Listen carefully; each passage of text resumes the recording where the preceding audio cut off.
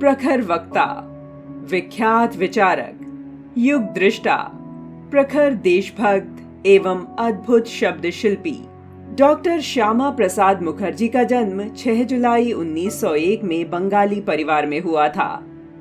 एक देश में दो निशान, दो विधान एवं दो प्रधान नहीं चलेंगे का नारा देने वाले मुखर्जी ने अपना सारा जीवन राष्ट्र निर्माण के कार्य में लगा दिया।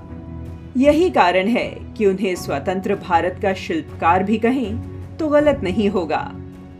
भारत के विभाजन के बाद दोनों देशों में अल्पसंख्यकों के अधिकारों की गारंटी देने की बात हो रही थी।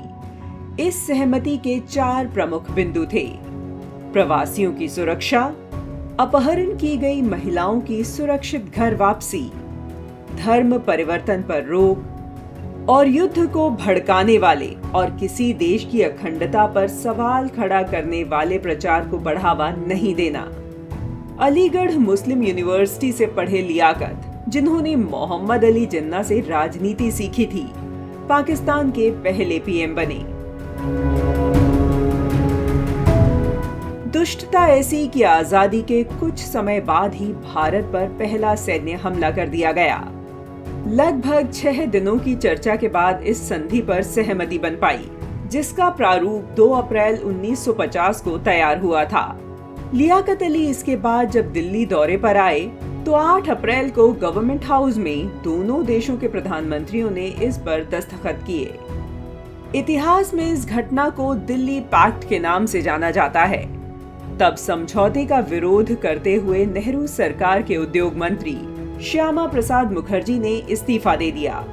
उन्होंने पैक्ट को मुस्लिम तुष्टीकरण करने वाला करार दिया। उनका अंदेशा सही साबित हुआ। जब तत्कालीन पूर्वी पाकिस्तान, अब बांग्लादेश से शरणार्थी पलायन किए तो उन्हें भारत छोड़ कहीं भी शरण नहीं मिली। न ही किए गए किसी समझौते का पालन हुआ। जिसका अंदेशा नेहरू नहीं भांप सके थे, उसे मुखर्जी ने भांप लिया था।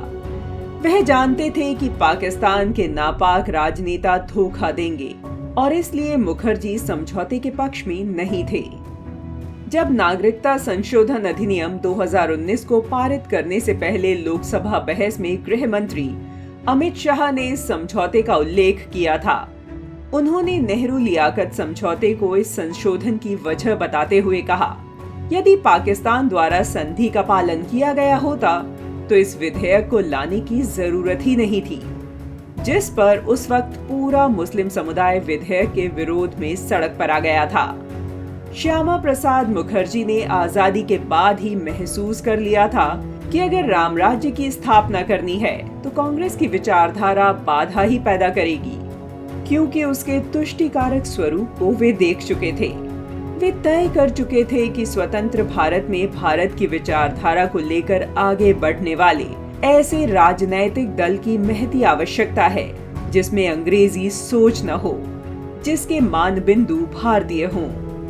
19 अप्रैल 1950 को उन्होंने मंत्रिमंडल से इस्तीफा देकर कांग्रेस के विकल्प के रूप में एक राजनीतिक दल खड़ा करने का संकल्प किया।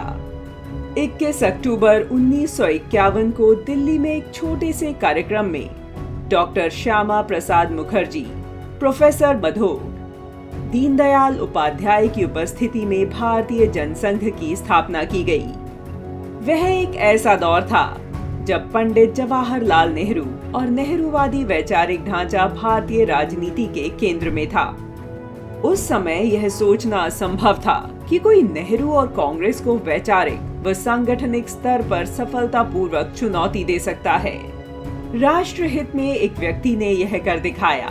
तब का जनसंघ ही आज विश्व का सबसे बड़ा राजनीतिक दल भाजपा है, जिसके नेतृत्व में राष्ट्र के सांस्कृतिक नवजागरण का शंखनाद हो चुका है और राष्ट्र अपने पुरातन मूल्यों और विरासत के साथ परम वैभव की ओर बढ़ रहा है।